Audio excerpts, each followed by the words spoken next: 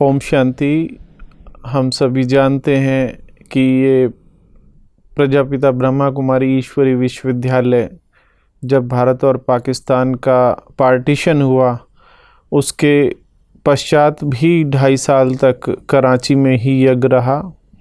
वहाँ की गवर्नमेंट ने, वहाँ की पुलिस ने, वहाँ के लोगों ने इस ईश्वरीय विश्वविद्यालय को, जिसको ओम मंडली के नाम से सभी जानते थे, ये रिक्वेस्ट की कि आप तो अल्लाह लोग हो, आप यहाँ से ना जाओ।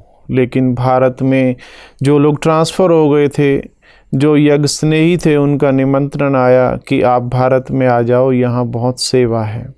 तो 1950 के अंदर ये सारा ओम मंडली यज्ञ लगभग 350 भाई बहन जिसमें थे, वो सारा का सारा स्थानांतरण होकर माउंट आबू पहुंचा। माउंट आबू में उस समय पर एक भरतपुर कोठी हुआ करती थी और एक कोटा हाउस, वहाँ पर ये यज्ञ आया। भरतपुर कोठी में आज तो होटल बनी हुई है और जो कोटा हाउस है वहाँ आज सर्किट हाउस चल रहा है। आप सब जानते हो कि ब्रह्मा बाबा हमें ये साकार मूल्यों में सुनते हैं कि कोई भी समस्या आती है पहले वो मेरे पास आती है। बाबा यूं ही विश्व महाराजन नहीं बने, बाबा के सामने अनेक पेपर्स आए, अनेक परीक्षाएं आई, लेकिन बाबा का जो अचल अडोल की स्थिति थी, बाबा जो स्थिति प्रज्ञ थे, बाबा हर स्थिति में एक समान रहने की जो तपस्या बाबा ने की थी वो बेमिसाल थी। उसी के संदर्भ में कुछ बातें याद आई कि जब 1954 के आसपास यज्ञ में बैगरी पार्ट आया, ऐसा समय भी आया कि शाम को भोजन तब बनेगा जब राशन आएगा।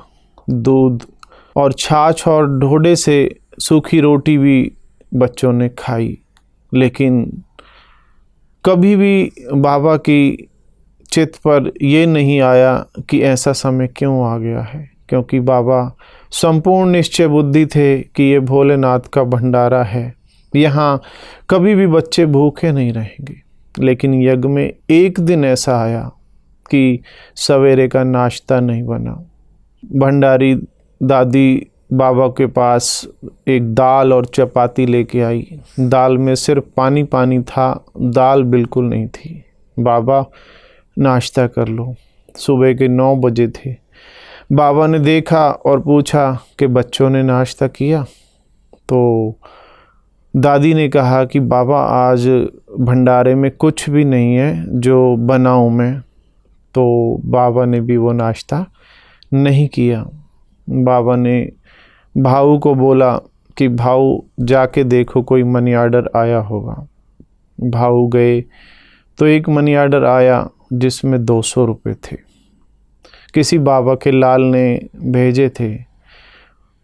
उसके पश्चात फिर वो मनी आर्डर रिसीव करके सारा राशन आदि सामान बाज़ार से लाया गया, बच्चों के लिए भोजन बनाया गया और 2 बजे लगभग भोजन तैयार हुआ और लगभग 2 और 3 के बीच में यज्ञवत्सों ने भोजन किया। ये एक दिन ही यज्ञ की हिस्ट्री में आया कि जब नाश्ता और दोपहर का भोजन एक साथ हुआ। अब ऐसी हालात जहाँ राजा महाराजाओं की तरह पली हुई हमारी दादियाँ, यज्ञ में उपस्थित सभी भाई बहन जिन्होंने ये दिन भी देखे। बाबा का बेटा था नारायण। नारायण दादा जो कि बाबा के अंग संग रहा करते थे, उन्होंने बाबा से कहा कि बाबा मुझे ये सीन देखा नहीं जाता, मैं बिज़नेस करना चाहता हूँ और जो कमाई होगी वो मैं यज्ञ में भेजूँगा। ब्रह्मा बाबा भी मास्टर त्रिकालदर्शी थे, मुस्कुराए और बाबा ने उसकी कर्मों की ज्ञाता होने के नाते पूछा कि बच्चे बाबा के बिना रह लोगे? पहली बार उन्होंने बाबा से कुछ इस तरीके से बात की थी। कहा हाँ बाबा मैं रह लूँगा, अगर मुझे थोड़ा सा भी कहीं से कुछ धन का इंतज़ाम हो जाए तो मैं व्यापार करके यज्ञ में पैसा भेजूँगा। बाबा ने कहा बाबा के पास तो कुछ भी नहीं है, बाबा ने तो अपना सब कुछ ही ट्रांसफ़र कर दिया है यज्ञ को माताओं के नाम। लेकिन विदाई देते समय बाबा ने उनको 3 चीज़ें कही। कहा बच्चे, मैं आपको ये 3 चीज़ें दे रहा हूँ जो कभी जीवन में छोड़ना मत। पहला, अपनी उन्नति के लिए किसी भी व्यक्ति की कोई हानि ना हो, और दूसरा, हर कार्य ईमानदारी और वफादारी से करना, और तीसरा, किसी से भी कोई मदद नहीं लेना। ये 3 चीज़ें लेकर नारायण दादा और जो उनके बड़े भाई का बेटा था घनश्याम, वो निकल पड़े मुंबई की ओर। तो ऐसा समय भी बाबा के सामने आया, और सर्दियों के दिन, मौसम की मार, सभी वत्सों की, ब्राह्मण भाई बहनों की तबीयत का खराब होना, ये सब दिन भी यज्ञ ने देखे, बाबा ने देखे। और उस समय पर जब हमारे पास ये ब्रिज कोठी थी तो उसके लिए हम रेंट पे किया करता था यज्ञ। मोहनलाल सुखाड़िया उस टाइम राजस्थान के रिवेन्यू मिनिस्टर होते थे, उनके द्वारा एक सम्मन आया 30 दिसंबर को सुबह कि 31 तारीख को आप ये भवन खाली कर दीजिए, हमें इसमें कुछ गवर्नमेंट एक्टिविटीज़ चलानी है। ये एक बहुत बड़ा पेपर यज्ञ के सामने आया था, जहाँ 200-250 भाई बहन रह रहे थे और सामने कोई भी मकान नहीं था। अब क्या करें? बाबा ने भाऊ को बोला कि आप जाइए जयपुर और उन्हें बोलो कि हमें 2 महीने का समय और दें, 2 महीने में हम कोई ना कोई इंतज़ाम कर लेंगे। भाऊ जयपुर गए और उनके ऑफिस के बाहर गए तो उनको देख करके मोहनलाल सुखाड़िया, जो बाद में चीफ मिनिस्टर भी बने राजस्थान के, बड़े ही गुस्से में लाल हो गए कि जब आपको कह दिया कि आपको ये स्थान आगे के लिए नहीं मिलेगा, बिल्कुल नहीं मिलेगा, आप इसे खाली करें, अन्यथा कल शाम को सारा सामान रोड पे निकाल के बाहर रख दिया जाएगा। उन्होंने बाबा को मैसेज दिया, फ़ोन किया कि बाबा वो तो बिल्कुल नहीं मान रहे। बाबा ने कहा बच्चे, एक बाबा का बच्चा है हीरालाल जलान, जो पटना के थे, वो दिल्ली में थे उस समय। बाबा ने कहा कि आप उन्हें संपर्क करो, और राष्ट्रपति राजेंद्र प्रसाद जी थे, उनसे रिक्वेस्ट करो कि हमें 2 महीने का समय आगे दिया जाए। भाऊ ने हीरालाल जलान को कहा कि ऐसे ऐसे बाबा का मैसेज है। उन्होंने कहा आप तुरंत दिल्ली चले आएँ। दिल्ली पहुँचे भाऊ, हीरालाल जलान जी से मिले और सुबह राष्ट्रपति भवन के पास पहुँचे, क्योंकि डॉक्टर राजेंद्र प्रसाद जो उस समय राष्ट्रपति थे भारत के, वो उनके स्कूल के मित्र थे, क्लासमेट थे। उन्होंने सिक्योरिटी को कहा कि हमें राष्ट्रपति जी से मिलना है। सिक्योरिटी ने कहा कि नहीं, आप बिना अपॉइंटमेंट के नहीं मिल सकते। उन्होंने कहा कि राष्ट्रपति जी मेरे स्कूल के मित्र हैं, आप उन्हें मेरा नाम लेंगे तो वो मना नहीं करेंगे, लेकिन उन्होंने परमिशन नहीं दी। वो वहीं बैठे उनका इंतज़ार करने लगे। सुबह लगभग 9-9:30 बजे राष्ट्रपति जी अपने भोजनालय की ओर नाश्ते के लिए निकले तो उन्होंने देखा हीरालाल जी बैठे हैं। उन्होंने खुद ही उनको कहा आप यहाँ कैसे? उन्होंने कहा ऐसे ऐसे हम एक कार्यार्थ आए हैं, लेकिन हमें अंदर आने की परमिशन नहीं मिली। तो उनको अपने साथ ही अपने डाइनिंग टेबल पर ले गए, बैठे, बोलो आप नाश्ता कीजिए। उन्होंने कहा नहीं, हमने नाश्ता किया है, बताइए क्या सेवा है। तो उन्होंने बताया कि पिताश्री ब्रह्मा बाबा जिन्होंने ये आग्रह किया है कि हमें ये ब्रिज कोठी 2 महीने के लिए इसका एक्सटेंशन चाहिए, जो कि मोहनलाल सुखाड़िया जी बिल्कुल इजाज़त नहीं दे रहे हैं। राष्ट्रपति जी ने कहा ये कोई बड़ी बात नहीं है। उन्होंने पीए से कहा मेरा लेटर हेड पे लिख के दीजिए। लिखा और साइन करके दे दिया।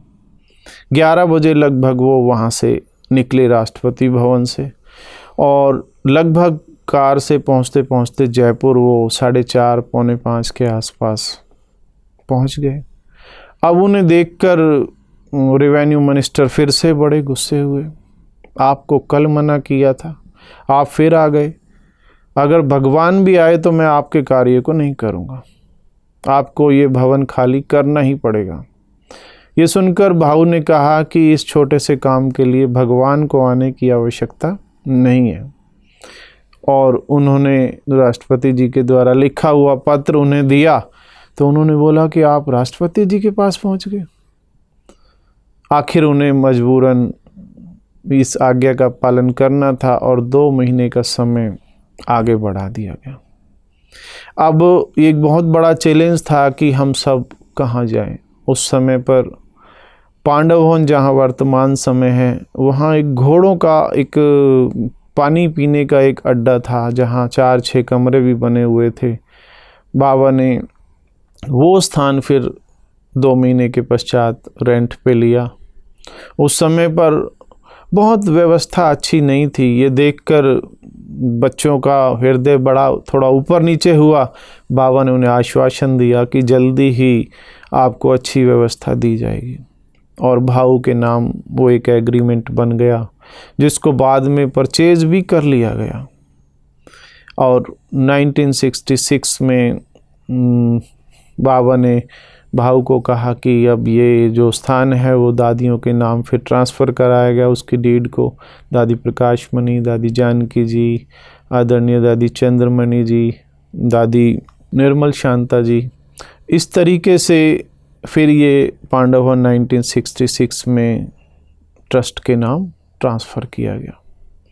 अब 1961 में जो यशोदा माता जो बाबा की युगल थी, उन्हें ये डिक्लेयर किया गया कि इनको कैंसर है, और डॉक्टर के पास दिखाया गया। डॉक्टर ने कहा कि मैक्सिमम 6 महीने तक इनका आगे का समय है, इससे ज़्यादा ये नहीं चल पाएंगे। ये समाचार बाबा को दिया गया। आप समझ सकते हैं कि कैसी कैसी परिस्थितियाँ, कैसी कैसी पेपर्स बाबा के सामने आए। अब यशोदा माता हॉस्पिटल में एडमिट, निर्मल शांता दादी उनकी बेटी उनके सम्मुख बैठी। सुबह का 6 बजे का समय था। उन्होंने कहा कि मैं 6 महीने भी अब जी के क्या करूँगी, मुझे एडवांस पार्टी में जाना है। और कहा कि मैं योग में बैठ रही हूँ, अंदर कोई भी इस रूम में ना आए। लगभग 5:30 बजे वो अपने बेड पर तकिया लगा कर बैठ गए।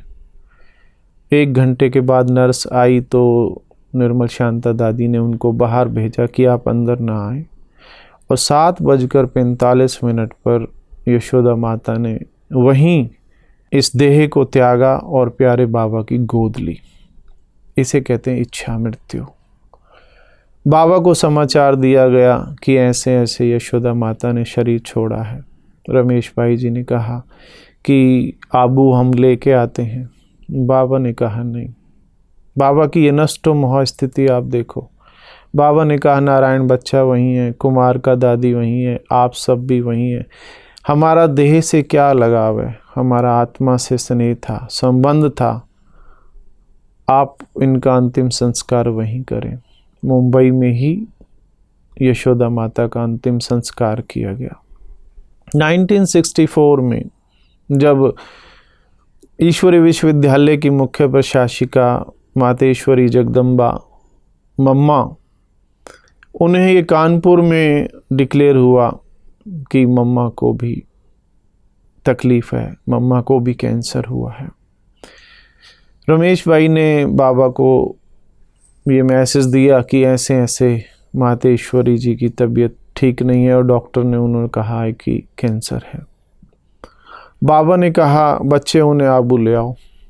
रमेश भाई जी ने कहा बाबा आबू में कौन सा ट्रीटमेंट होगा, मातेश्वरी की तबीयत ठीक नहीं है, हम इन्हें मुंबई ले जाना चाहते हैं। क्योंकि उस समय यज्ञ के पास ऐसा कोई विशेष प्रबंध भी नहीं था कि तुरंत इलाज भी कराया जा सके। आखिर बाबा ने रमेश भाई की बात मानी और उन्हें स्वीकृति दी कि ठीक है आप इन्हें मुंबई ले जाएं।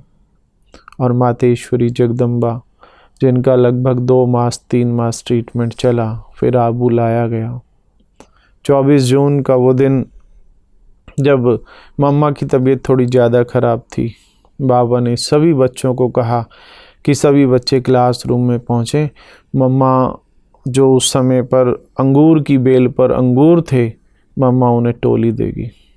इस तरीके से मम्मा को अपने साथ संदली पे बिठाया और लगभग 2 घंटे 40, 50, 60 भाई बहन जो वहाँ थे उन्हें मम्मा के हाथ से बाबा देते, मम्मा फिर उन्हें देती और टोली दी गई। मम्मा अपने रूम में आई। मम्मा की जो ब्राह्मणी थी वो बोलने लगी कि मम्मा आपने बाबा को क्यों नहीं कहा कि मुझे इतनी तकलीफ़ है और मैं इतनी देर बैठ नहीं सकती हूँ। तो मम्मा का निश्चय देखो, मम्मा ने कहा क्या बाबा नहीं जानते थे इस चीज़ को? मैंने आज तक बाबा को नाजी में कभी भी जवाब नहीं दिया।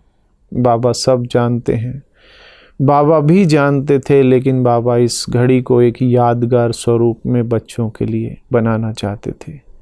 और शाम को मातेश्वरी जगदम्बा जी ने बाप दादा की गोद ली। बात 1996 की है, जब भाऊ जो बाबा के भतीजे थे विश्व किशोर जी, जो इस ईश्वरीय यज्ञ की सारी लेन देन, दवाई और बाबा के इस पूरे कारोबार को एक मैनेजर के रूप में संभाल रहे थे। बाबा का भी उनसे बहुत जिगरी स्नेह था। उन्होंने बाबा के आगे अपनी इच्छा जागृत की कि बाबा मैं अब एडवांस पार्टी में सेवा के लिए जाना चाहता हूँ। अब आप समझो क्या वो सीन होगा जब एक बहुत इम्पॉर्टेंट इंस्ट्रूमेंट जो इस यज्ञ को चला रहे थे, सेवा में तत्पर थे, और वो कहे कि मुझे जाना है। बाबा ने कहा बच्चे ये संकल्प तुम्हें क्यों आया? उन्होंने कहा बाबा अब जगदीश भाई जी, ब्रिजमोहन भाई, रमेश भाई, निर्वैर भाई सभी पढ़े लिखे बाबा के अनमोल रतन हैं जो इस ईश्वरीय यज्ञ को संभाल रहे हैं। मेरी दिल है कि मैं एडवांस पार्टी में जाऊं। बाबा ने कोई जवाब नहीं दिया। कुछ ही समय में फिर उनकी तबीयत खराब हुई, डायग्नोज कराया गया। एक छोटा सा सर्जरी ब्रेन की होनी थी। रमेश भाई को कहा कि भाऊ को आप मुंबई ले जाएं। सर्दियों के दिन थे। जब वो जाने की तैयारी कर रहे थे, बाबा से छुट्टी ले रहे थे, बाबा ने चंद्रहास दादा को कहा बच्चे कैमरा लेके आओ। बाबा ने भाऊ के साथ में रमेश भाई साहब फ़ोटो कराई। बाबा कभी फ़ोटो नहीं कराते थे। बाबा कभी हार स्वीकार, फूल आदि स्वीकार नहीं करते थे। बाबा इतने गुप्त पुरुषार्थी थे, लेकिन उस दिन बाबा ने फ़ोटो कराई। जब वो ट्रेन में जा रहे थे तो रमेश भाई ने भाऊ से पूछा कि आज बाबा ने अपना नियम तोड़ा। बाबा तो कभी फ़ोटो नहीं कराते, लेकिन आज चंद्रहास दादा को कहा कि कैमरा लेके आओ। तो भाऊ ने कहा आप इस चीज़ को नहीं समझेंगे, मैं बाबा से छुट्टी लेकर आया हूँ। बाबा भी जानते थे और भाऊ भी जानते थे।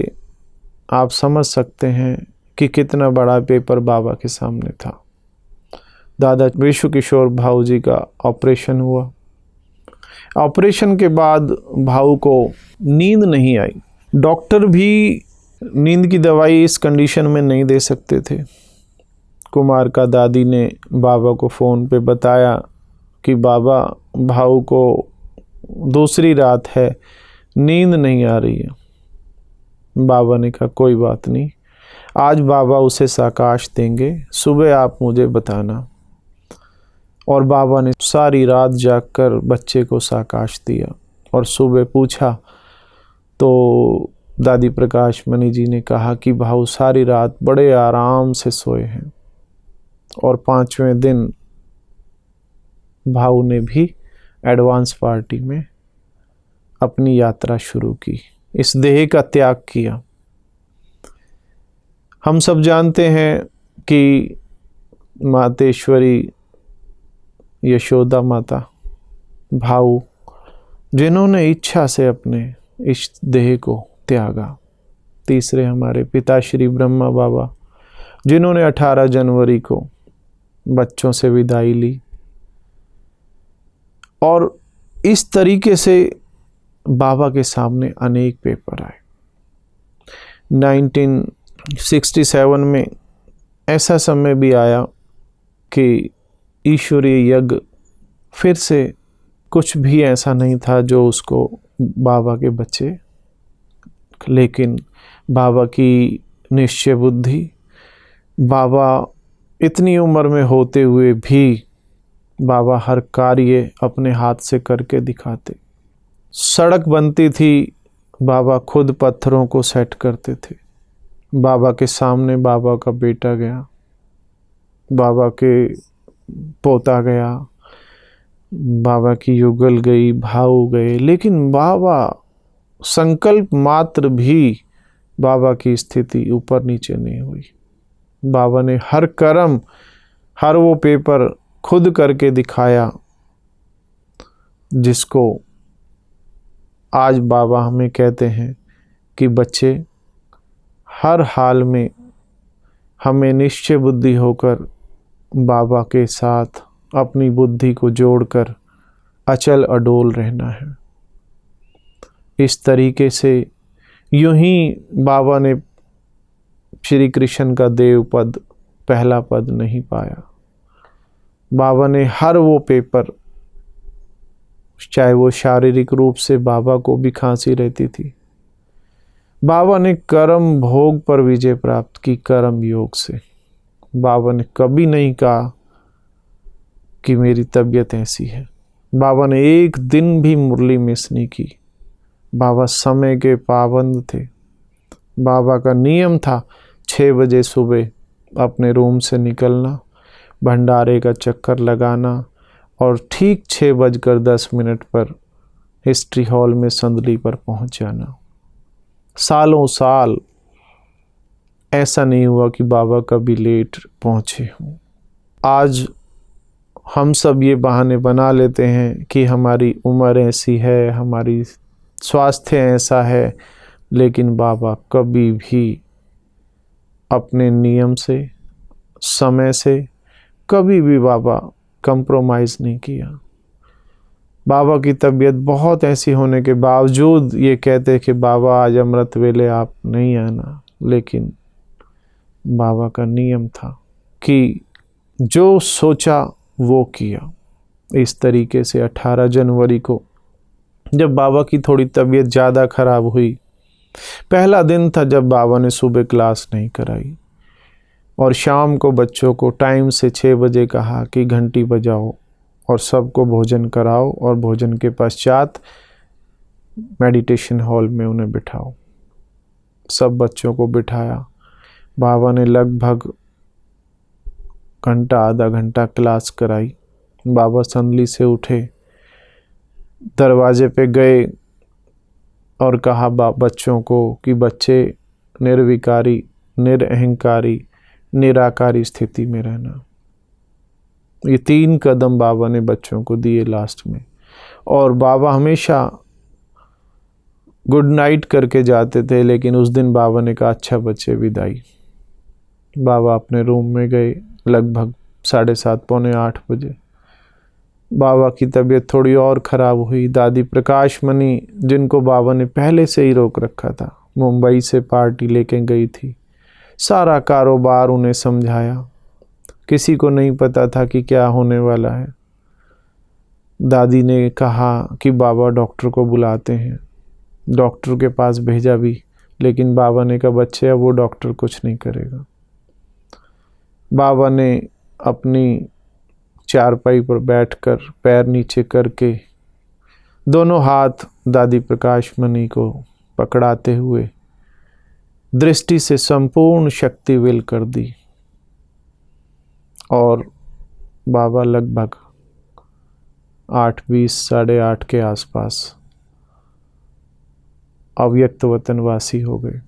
हम बच्चों को ये शिक्षा देते हुए कि बच्चे, बाबा कहीं नहीं गया है। बाबा की साकार में भी दिल होती थी कि मैं विदेश यात्रा करूं। लेकिन बाबा के एक चाचा होते थे मूलचंद जी, जिन्हें सूफी संत कहते थे, जिन्हें बाबा गुरु भी मानते थे। उन्होंने बाबा को कहा था कि नहीं, आपको सागर पार नहीं करना है। बाबा विदेश नहीं गए, लेकिन अब अव्यक्त होकर बाबा ने सारे भारत की वो सेवा की। हम सब देख रहे हैं कि किस तरीके से इस विद्यालय ने दिन दोगुनी रात चौगुनी तरक्की की। व्यक्त रूप में तो बाबा मधुबन में ही रहते थे, लेकिन अव्यक्त फरिश्ता बनकर बाबा ने जहाँ तहाँ अपने बच्चों को सिलेक्ट किया, ढूंढा और फास्ट गति से विश्व में ये सेवाएं शुरू हो गई। तो स्मृति दिवस के उपलक्ष्य में कुछ ये पहलू जो हमारी स्मृति में थे आपके समक्ष रखने का भाव यही है कि हमें किसी भी परिस्थिति में अपनी हिम्मत को नहीं छोड़ना है। किसी भी हाल में हमें अपने निश्चय को नहीं तोड़ना है। कैसी भी हालत आ जाए, हमें अपने नियम मर्यादाओं को नहीं छोड़ना है। निश्चय बुद्धि विजयंती होते ही है। बाबा भले आज व्यक्त रूप में हमारे साथ नहीं है, लेकिन अव्यक्त रूप में आज भी हमारे साथ हैं।